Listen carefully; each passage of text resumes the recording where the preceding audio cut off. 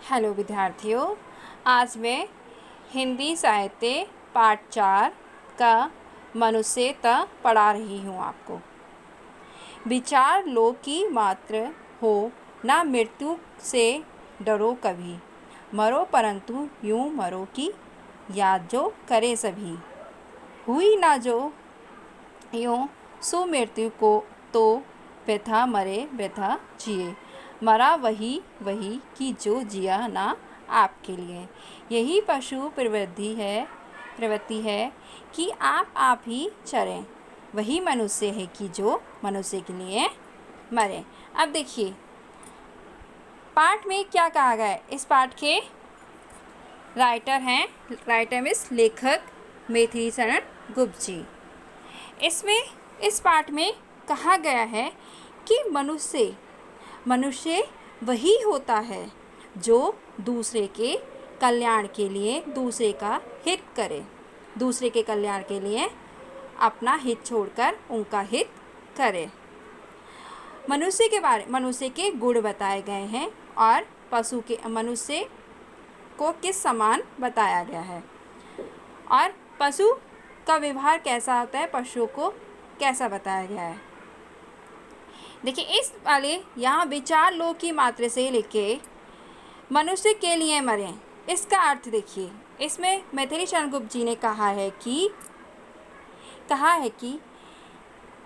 गुप्त जी कहते हैं कि मनुष्य को ये भली भांति जान लेना चाहिए कि मृत्यु की पूर्व निश्चित है, कि हमारी मृत्यु तो पूर्व निश्चित है, मतलब मृत्यु तो कभी भी आ सकती है। अतः उसे अपना जीवन इस प्रकार बिताना चाहिए कि मरने के बाद भी लोग उसे याद रखें। देखिए इसमें कहा गया है कि मैथिली शरण गुप्त जी कहते हैं कि मृत्यु तो हमारी पूर्व निश्चित है, मृत्यु तो हमारी कभी भी आ सकती है, पर इंसान को, मनुष्य को ऐसा कर्म करना चाहिए कि दुनिया में, समाज में उसको लोग याद करें, ऐसा व्यवहार करे वो कि चार लोग उसको याद करें कि वे बंदा कितना अच्छा था। जब वो मर जाए, मृत्यु के बाद जब वो मर जाए तो उसकी पहचान रहे कि वे बच्चा कितना अच्छा था, वे मनुष्य कितना अच्छा था। ठीक है। रहो ना भूल के कभी मगन तुष चित में, सनात जान आपको करो ना गर्व वित्त में। अनाथ कौन है यहाँ तीन लोक ना साथ है, दयालु दीन बंधु के बड़े विशाल हाथ हैं। अति भाग्यहीन है अधीर भाव जो भरे, वही मनुष्य जो कि मनुष्य के लिए मरे।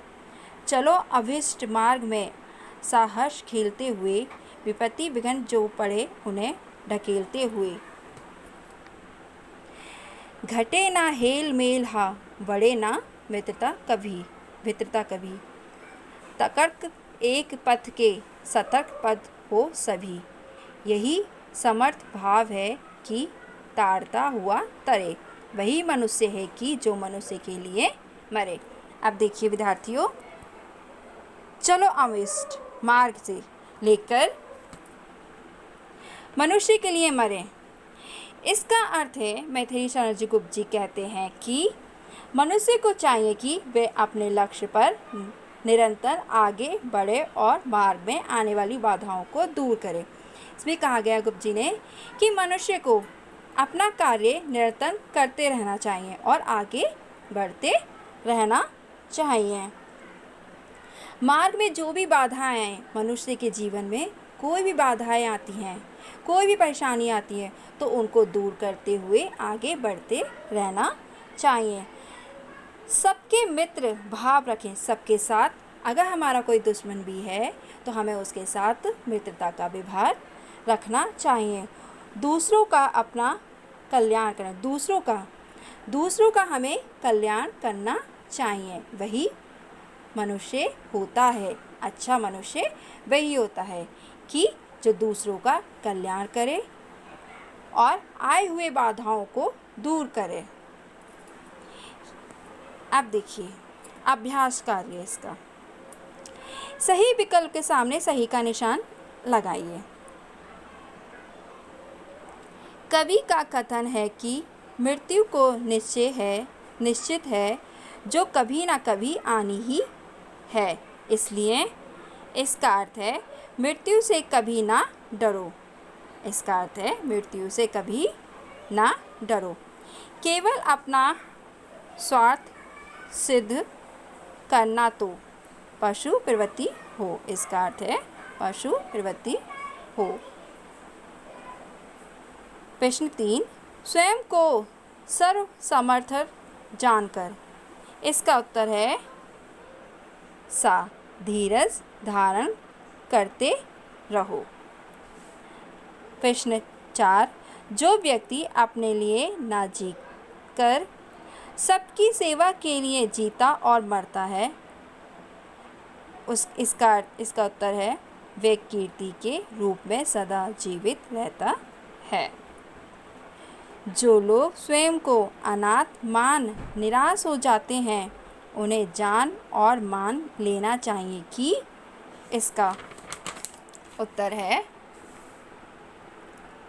उनके साथ परमात्मा है। खा, कविता की छूटी हुई पंक्तियाँ लिखिए। विद्यार्थियों, ये आपको स्वयं करना है। गा, प्रश्न गा, सही कथन के सामने सही, गलत कथन के सामने गलत का निशान लगाइए। यदि श्रेष्ठ कार्य किए बिना ही मृत्यु हो जाए तो जीना व्यर्थ है। हाँ, क्या है इसका उत्तर? हाँ, इस पे सही का निशान लगाएंगे। स्वार्थ में जीना पशु प्रवृत्ति है और निस्वार्थ जीना मनुष्यता है। हाँ, सही।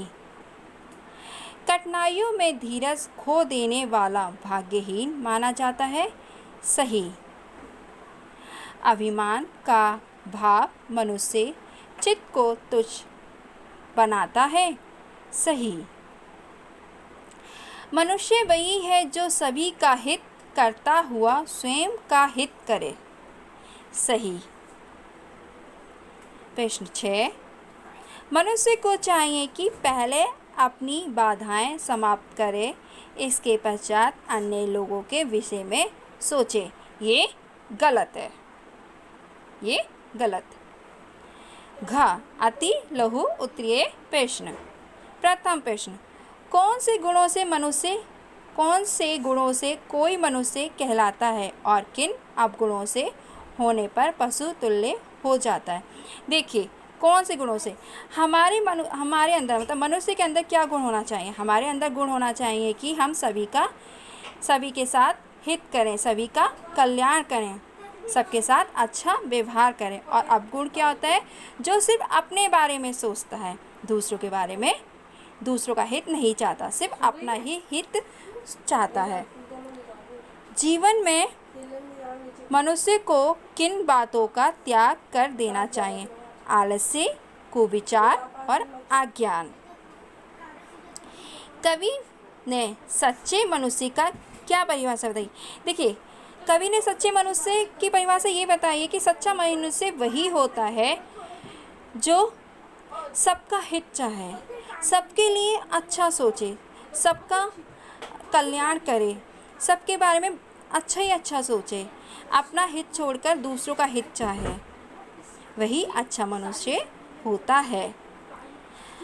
अब देखिए लघु उत्तरीय प्रश्न, मनुष्य के लिए किस मार्ग पर जाना उचित है? तो देखिए लघु प्रश्न का उत्तर, मनुष्य के लिए किस मार्ग पर जाना उचित है? अभिष्ट मार्ग पर सहर्ष जाना उचित है। लघु का दूसरा प्रश्न, भाग्यहीन किसे कहा गया है? भाग्यहीन वह है जो अधीर है। भाग्यहीन वह है जो अधीर है। प्रश्न लघु का तीसरा, सुमृत्यु से क्या अभिप्राय? सुमृत्यु वह है जो दूसरों के हित में जीने के बाद हो। ठीक है। लघु का चौथा प्रश्न, अधीर भाव वालों को कवि ने क्या कहा है? अभागा कहा है। ठीक है। दीर्घ, निम्नलिखित पंक्तियों का भाव स्पष्ट कीजिए। निम्नलिखित पंक्तियों का भाव स्पष्ट कीजिए। आ, मरा नहीं वही जो कि जिया ना आपके लिए।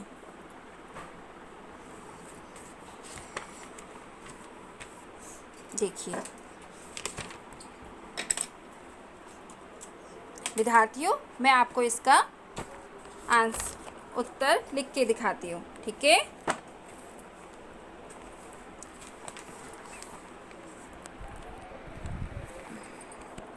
एक मिनट रुक जाइए विद्यार्थियों। देखिए, दीर्घ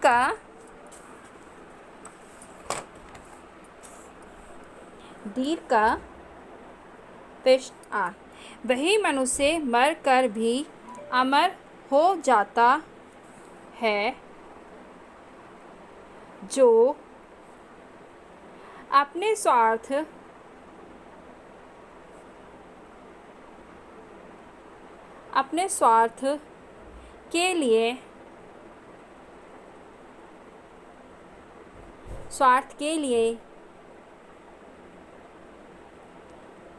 के लिए नहीं, वरन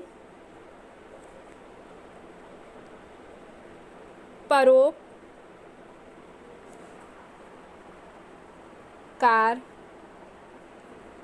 के लिए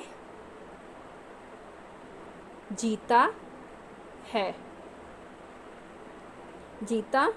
था। यह हमारा हो गया दीर्घ का आ। ठीक है। अब हम दीर्घ का बा। ठीक है। दीर्घ का बा पूछा है, दयालु दीन बंधु के बड़े विशाल हाथ हैं। तो देखेंगे, लिखेंगे, यदि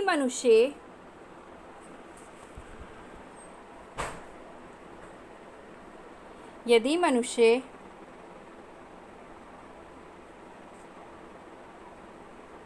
घबराने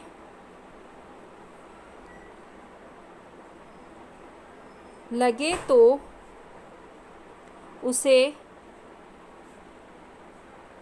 यह सोचकर धीरज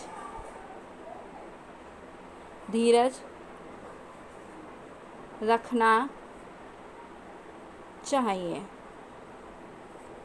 कि दयालु ईश्वर कई आदर्शे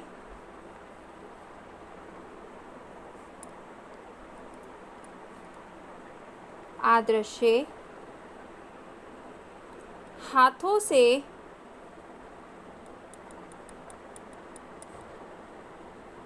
से उसकी हमेशा मदद करता है। अब देखिए दीर्घ का सा, उत्तर दीर्घ का सा, तभी समर्थ भाव है कि ताड़ता हुआ तरे। तो देखिए, मनुष्य को चाहिए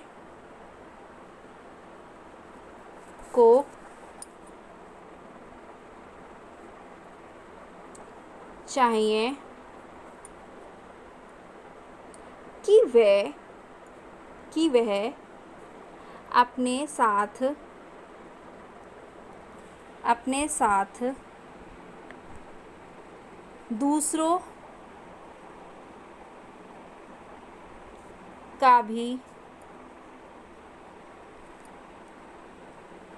का भी उद्धार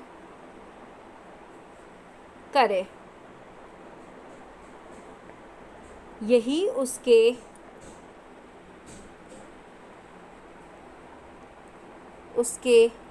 जीवन की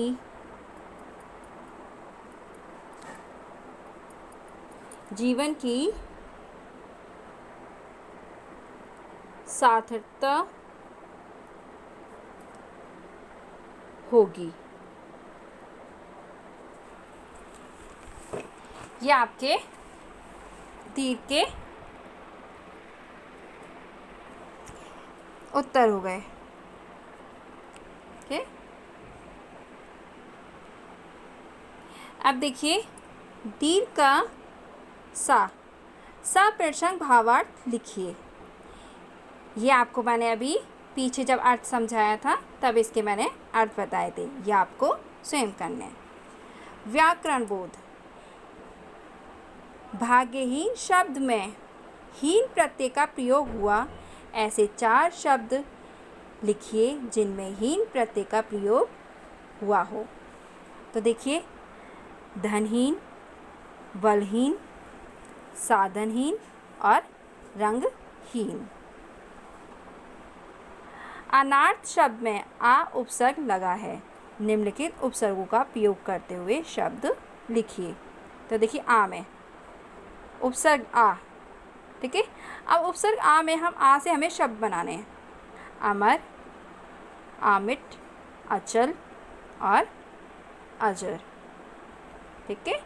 अन का अनबन, अनजान, अनावश्यक और अनमना। ऐसे देखिए अब हमारा उपसर्ग हो गया, हमें इसके शब्द बनाने हैं। अपकार, अपमान, अपराध, अपमार्ग। ऐसे हमें अव के अवयव, अवगुण, अवतार, अवतीर्ण।